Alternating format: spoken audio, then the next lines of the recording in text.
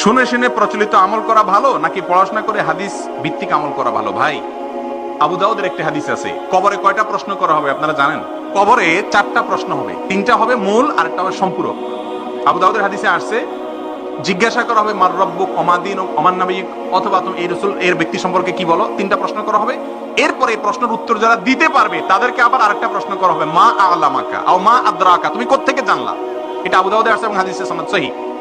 এর উত্তরে কিছু লোক বলবে সামিআতুন নাস ইয়াকুল, আমি শুনছি সবাই বলে আমিও বলছি। এই কথা বলার সঙ্গে সঙ্গে ফেরেশতারা তার শাস্তি দেওয়া শুরু করবে। উত্তর সঠিক দিছে, তারপরও মায়ের শুরু, কারণ সে মানুষের কাছ থেকে শুনে শুনে মুসলমান হয়েছে। আরেকজন বলবে কারাতু কিতাব আল্লাহ, আমি আল্লাহর কিতাব পড়েছি, সেখানে পেয়েছি। সবাই পড়ালেখা জানবে এমন জরুরি না, কিন্তু কোরআন এবং হাদিস ভিত্তিক নলেজ নেওয়ার চেষ্টা করেছে, ওই ব্যক্তিকে মুক্তি দেওয়া হবে। এই জন্য আন্ধাধুন্ধা মুসলমান না হইয়া কোরআন হাদিস থেকে জানার চেষ্টা